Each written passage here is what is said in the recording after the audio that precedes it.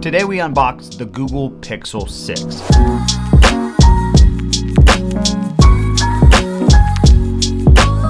All right, so real quick before we get into the unboxing, a little pre-story. I've had the opportunity to use the Google Pixel 4 XL for some time. Really liked this phone. I really liked the minimal aesthetics to this, both in price, software, and hardware. Honestly, like, it's just a very light, easygoing phone in comparison to a Samsung Galaxy S20 Ultra, for example. A lot smaller, a lot sleeker. This phone just reminds me, especially right out of the box, of like a minimalist phone. Doesn't come with a lot of bloat, but obviously the Google Pixel 4 XL, and even especially now, is not a top of the line phone, which is why I've been using the Samsung Galaxy S20 Ultra. And this thing is insane, but it's huge. This phone is massive, way too big for somebody like I don't want something this bulky. So with the launch of the iPhone 13 Pro series and the Google Pixel 6, I figured I would test the two to see if there's like a really good dominating mid-size phone, something with a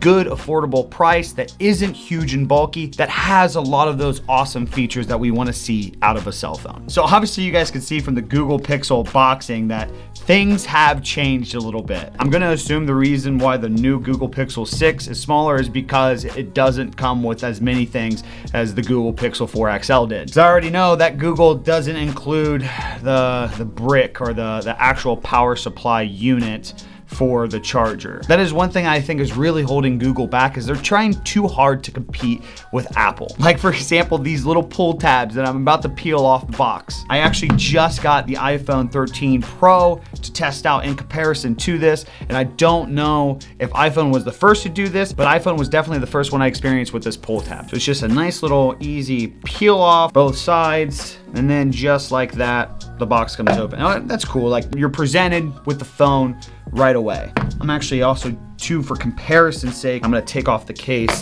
to the new 13 Pro. Now, this is something I'm a big fan of when it comes to the new iPhones. I am over that glossy fingerprint magnet style of a cell phone. I know in most situations you're gonna put a cell phone in a case, but a lot of times, like for example, with the Google Pixel 4 XL, I actually didn't like it being in a case because I liked how sleek it was. But I will say, I can respect this design. This is sick. And this is one thing, like when I first seen these phones, I'm like, yes, finally, somebody is changing things up. Now, I've seen a couple reviews, and I did see that a downside to this new camera is you do collect a lot of dust in the crease of the camera. But as you can see, like with the new camera, you don't have that wobble with this big giant photo camera on the back side of these cell phones. So before we dive into the phone, we got a couple things in here. We have a charger, a USB standard to USB-C adapter, and then we have the Google pamphlet with a little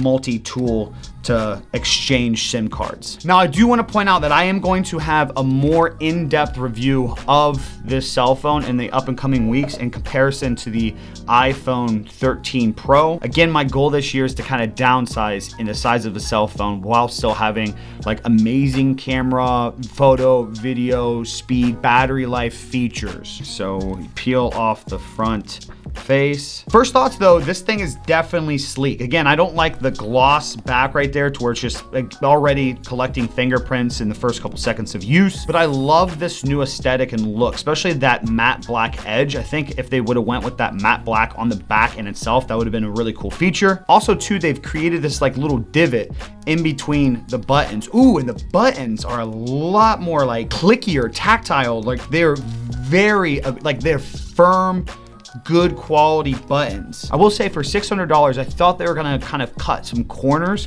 but already like at least the physical feel of this device, like right out of the box, it feels good. So in comparison to the Google Pixel 4 XL, you're definitely getting a bigger screen. Unfortunately, we have like a drastic edge with this, which I know the Google Pixel 6 Pro it's like expanded, but it kind of has that like rollover edge feature that the Samsung phones have. And that's something that I'm honestly personally tired of. I'm a big fan of this look. Some people meme it because it looks like the iPhone 5, but when it comes to the new iPhones, I love that minimal, clean cut phone shape that these new phones have. Oh, welcome to your Pixel. I believe I'm English. Assisted options, vision settings, set up your voice.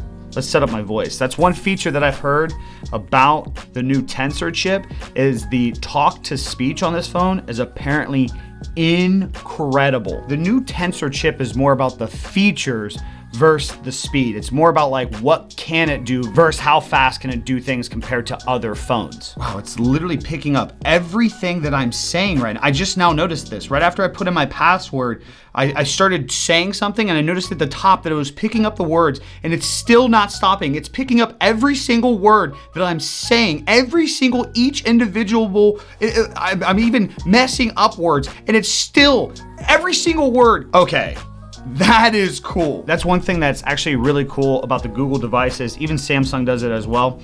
It's a thing that I'm a big fan of when it comes to Android versus Apple is how easy it is to connect all accounts by like the snap of a finger. Okay, so it looks like the fingerprint sensor of this is it's not like obviously there, but it's like in the screen. That was one thing that I did not like about the Google Pixel 4 XL is like the unlock features on the phone. They weren't as fluent as the Samsung S20 and the iPhone face recognition. Even though the iPhone face recognition sometimes can be a little hit or miss for some reason with me, especially if I'm wearing my glasses and hat, which is like, this is my Sunday best, but my Sunday best is my everyday best. Especially during the fall, we love hoodies.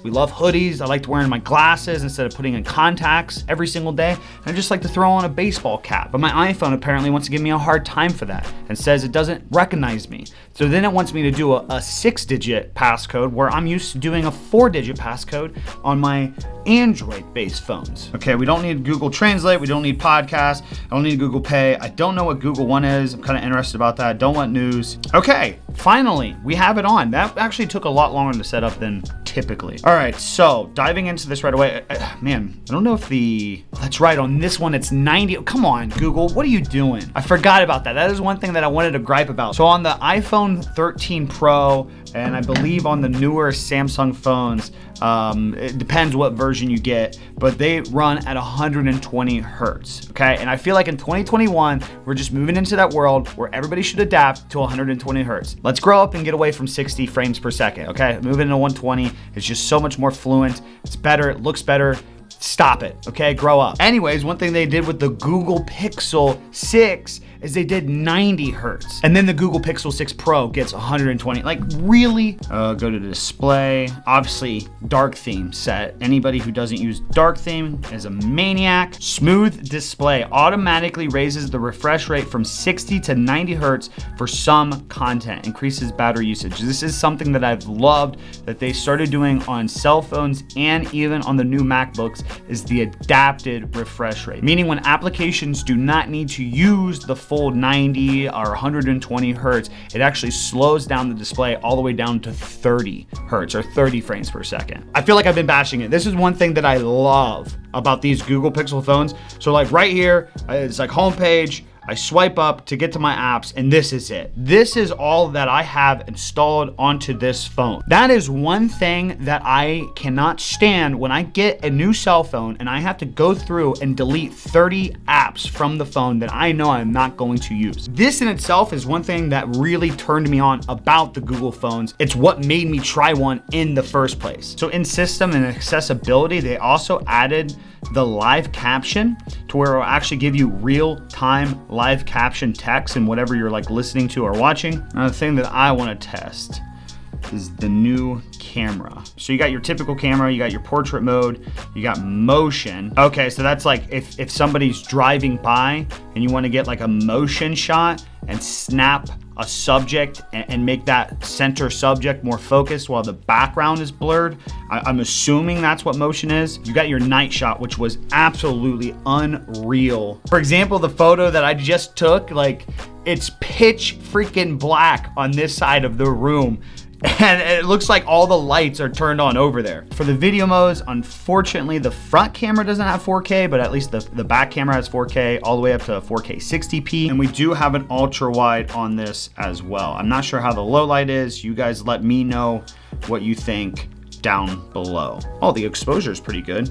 Oh, that looks pretty good. Time-lapse feature, slow motion. Wow, holy shit. See, like that is the crazy thing about which I assume is the Tensor chip, or just these Google phones, or any of these new phones that are coming out, is how much AI goes into the photo. I'm gonna see if I can't get this in the video. So I'm gonna take a picture, I'm gonna go to the photo, it's processing in the corner. You see how much that like cleared it up?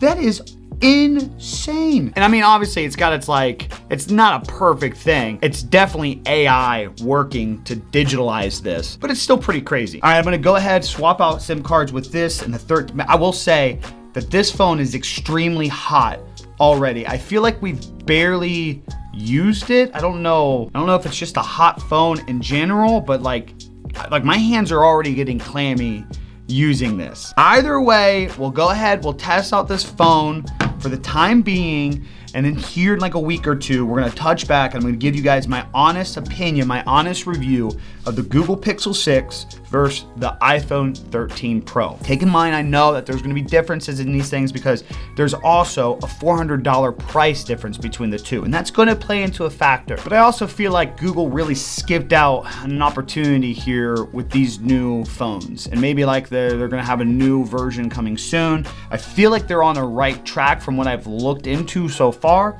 but it just doesn't seem like they're quite there yet. But that is what the review is gonna be for. So make sure you guys are subscribing to the channel to keep up to date with that. If you guys enjoyed today's video, like, comment, subscribe, turn on those notifications. Let me know if there's anything specific too in the comments down below that you'd like to see from this phone. I wanna test both these phones in camera, video, photo, like you name it. Like I wanna really give these things, like have fun tests with these things. So if you guys have any ideas, feel free to let me know in the comments down below. That's all I got for you guys today. I'm out. Peace. Deuces.